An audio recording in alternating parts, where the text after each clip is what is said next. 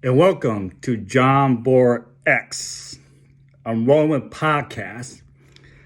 Now, I just got through working out and I'm continuing to work out. Today is push muscles. I'm working my triceps and chest.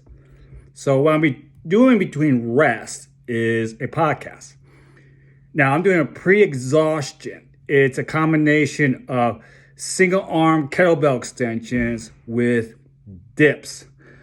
With each exercise, I'm going to do 3 sets. And for arm extensions, that's 6 sets, 1 for each arm. And so what I really want to get down is my philosophy and my thoughts. johnboarX podcast over on Spotify, YouTube, and Rumble is for site leaders and managers. I am giving you a free blueprint.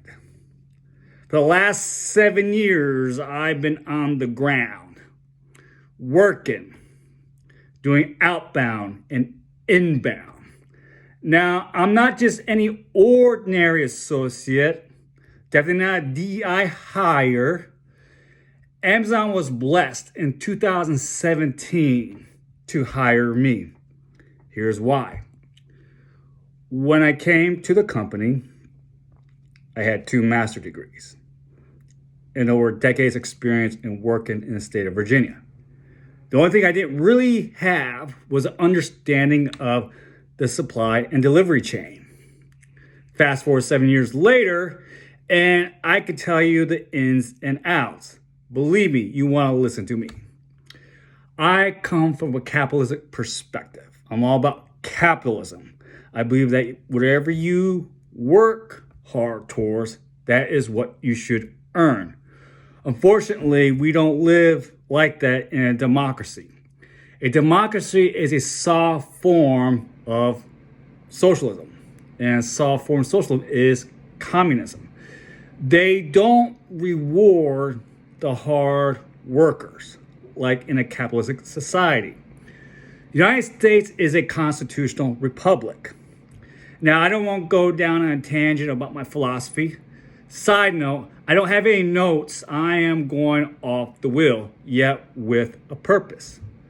A while ago, I said that I was going to give you a blueprint. I am going to provide you a blueprint of fulfillment center greatness. And think of the bottom of the pyramid. It's nice and wide. And as you go up, it gets narrow. Typical people use that visual to show things at the bottom that are important and things at top as not that important as things on the bottom. Yet the wide bottom and the narrow point creates a pyramid. It provides an overall picture. So with the fulfillment center pyramid of greatness, I am going to provide 4 important elements that's going to take you to where you want to go. At the bottom is safety. That should be the number 1 priority. You want to encourage associates to stay safe and keep their associates safe. They want to arrive at work in the same shape as they leave. So that means leaders and managers, you have to know the safety guidelines. And not just know it, you have to carry it out. There's a lot of managers that talk about safety and don't do it. They talk about wearing your gloves, but they don't wear their gloves. So why should associates follow? Managers also talk about the use of ladders, and yet they don't enforce it. I've seen a lot of associates climb bins and not use ladders. And then when a safety incident occurs, it's like everyone panics, like, oh, we got to follow safety now. How about we uphold safety and not just when major incidents happen? So at the bottom of the pyramid is safety. The next thing right up top is order. When you build things, there's order. There's order for stability and safety. Did you know that before anyone could use a public building, that their safety inspector must go through and they have to be sure that it is safe for public use? In order for architectures to build something, there has to be order. In the delivery and supply chain, there also has to be order in the way we do things. Break it down to an associate. Associate should keep his work area neat and in order. They don't want to have boxes and carts on pick path. That creates delay in delivery. So there must be order. You know, right now, it used to be that while the pickers were picking, that they would slam as soon as the bags were done. And not anymore. They end up slamming after their pick is complete. So what ends up happening is the pickers are tired and they are exhausted.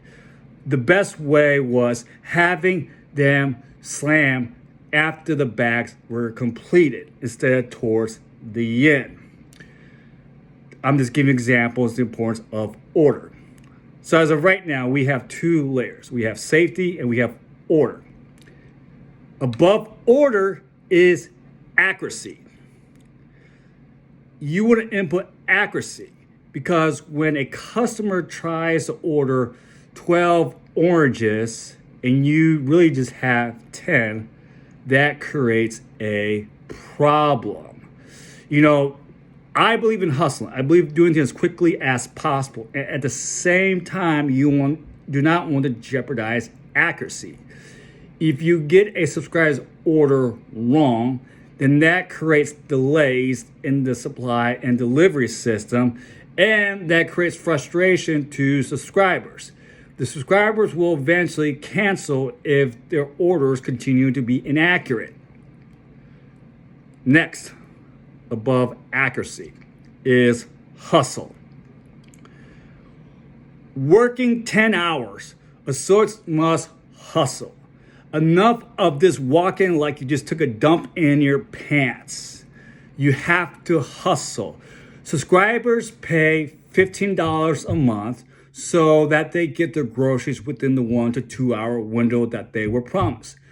We must deliver on that expectation. You must deliver on the expectation, and it does matter to you. Because what happens at the end of the quarterlies, stockholders will look and see what the numbers are like. They're going to see right at the increase of subscribers, the increase of revenue, and whatever increase that they are expecting. Based upon that, they're going to determine whether they can put more money in, and the company can promote other stock and shareholders to invest in the company. If you are in a public company, you are relying upon investors for your wages.